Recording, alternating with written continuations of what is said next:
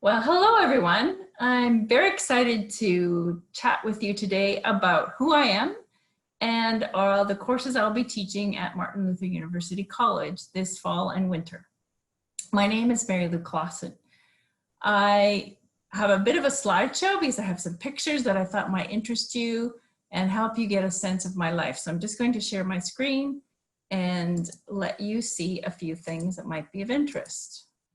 So these are some images from my life. I'm sure you will laugh at the one on the far left in the bottom corner, the black and white. I grew up in a time when black and white was really the only kind of photography we had. On the right is a picture from recently where I am running with my grandchildren. So you can tell that I have lived for a long time in this world and I've appreciated many experiences. In the top left, you'll actually see a picture of my father. And I chose to include that image because it represents the farming background that I have. So I grew up around here in Southern Ontario, in Waterloo region actually.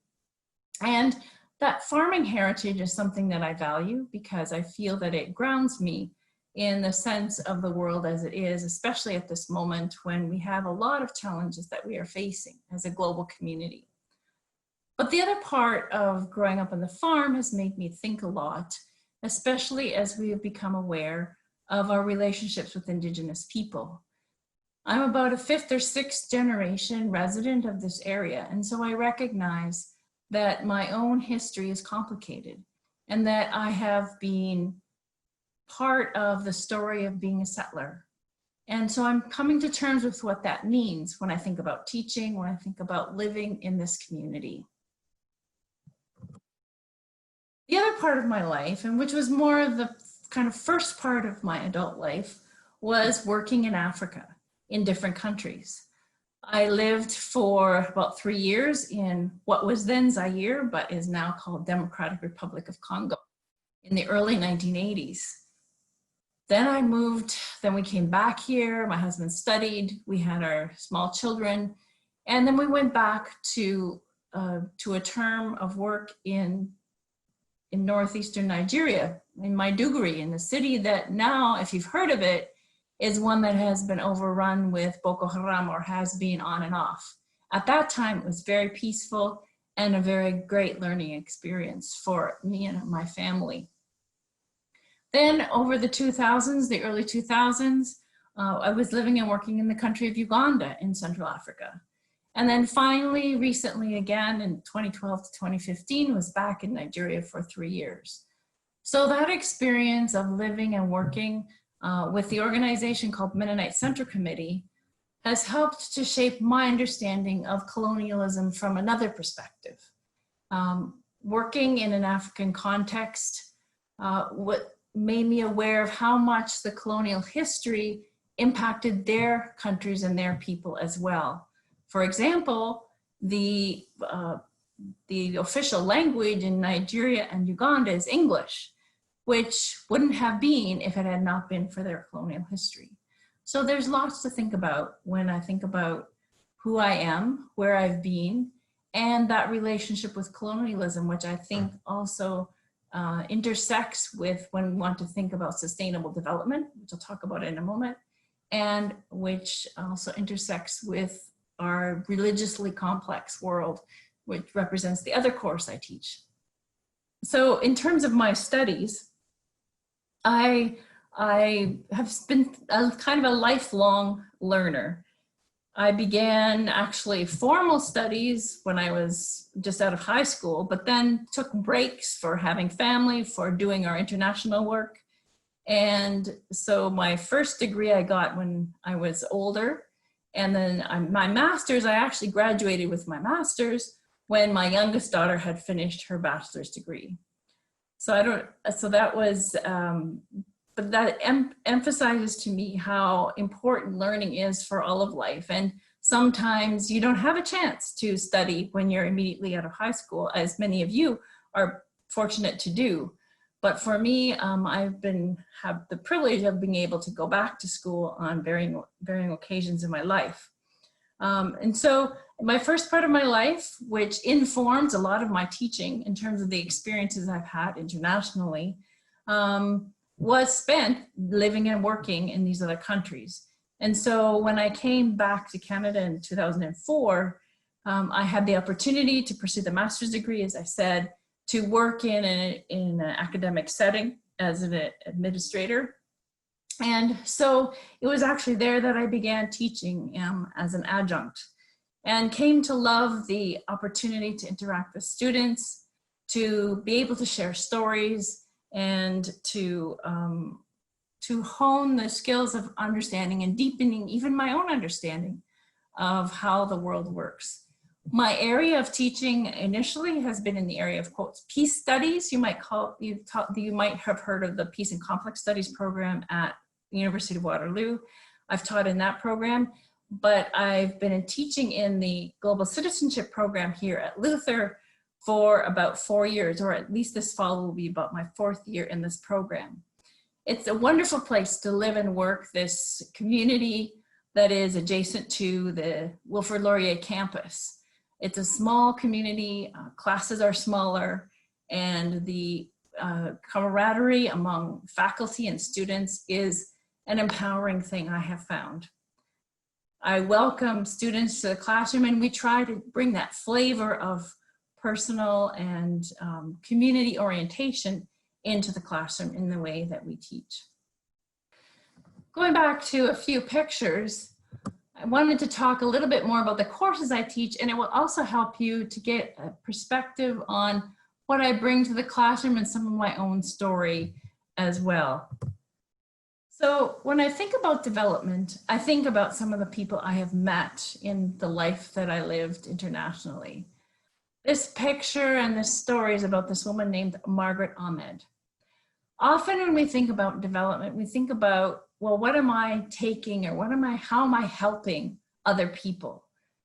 Margaret has shown me that local people in their own context have wisdom and knowledge to share with each other.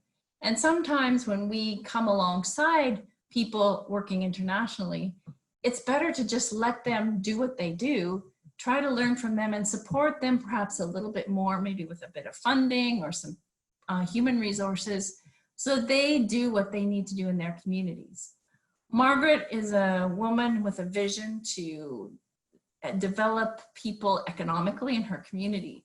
She started out working with women, and eventually when we were there, she felt compelled to work with some of the young men in her area.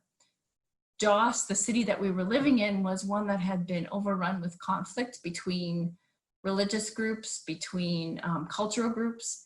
And she hoped that by working, especially with the young men, she might provide them alternatives to the violence that they were encountering in their daily lives. Often they would get drawn into one side or the other of the conflict because they didn't have paid work to do. So here she's teaching them some basic skills in making donuts. That may seem a small thing, but in a place where people always look for micro enterprises as a way of beginning life, this was an inspirational effort on her part, as far as I'm concerned. And I'm excited about working in our local community. We have many organizations here that also try to attend to the varying needs of our people here. In the past, this course we've been able to go out as a class to work in a garden, actually, that is part of the Working Center, which is a small organization that has characteristics that I find similar to many organizations internationally. This year, because of COVID-19, of course, we're going to be restricted in how much we can go out. But I'm excited by a conversation I'm having with an organization that is doing research into the food systems in this very, very city. We're going to have hopefully opportunities for you to engage with some of these local people that are working at a more sustainable food delivery system in our community. There may be also other opportunities that will arise as well. So this course, Faith in UN Sustainable Development Goals, we will look at the Sustainable Development Goals that are part of the global goals that we're working for 2030. but we're also going to look at the local meaning of what they are. The other course that I teach is one called Faith, Global Citizenship, and World Religions. So why do we want to think about religion in these days when we often think about religion as a problem, as a source of conflict, as often a place where one group seems to have prejudice or exclude another group? For instance, we often talk about Islamophobia or anti-Semitism. But religion can also be a resource for peace, for being good global citizens, if you want to say. And so this picture was taken from a gathering of religious leaders in Uganda. Uganda was a country that was overtaken by conflict as well in the time period when we lived there. And it was exciting and impressive and inspiring to see religious leaders there come together across their differences. And they were differences that were very harsh and strong. For example, in Uganda, surprisingly, Protestant and Catholic people under the Christian tradition had real conflict politically. And so even with that, they came together and were able to work together to advocate for the people that were suffering in the midst of conflict. And I found that inspiring, and that kind of inspiration helps me to inform our teaching when we think about world religions. We don't think always about what the problems they cause, we think about what they offer. The textbook we use in that course is about compassion. And that's one of the common values and characteristics that each religious tradition offers. And it also supports what being a good global citizen requires. When I was reflecting on our time of working in Nigeria in the early 90s, when we came back in 1994, 95, I came across this quotation that has often inspired me in many aspects of my life. It's from Lilla Watson, who is an Indigenous person from Australia. And it was first attributed to her, but she now attributes it to herself and her whole community for coming up with this idea. If you've come to help me, you are wasting your time. But if you've come because your liberation is bound up with mine, then let us work together. That spirit is what I also like to bring into the classroom. I feel like so often it's kind of a one-way engagement between the instructor and the students. But we're all in this together. We're all in a moment where we're confronting real global challenges like climate change, like racism, and even COVID-19.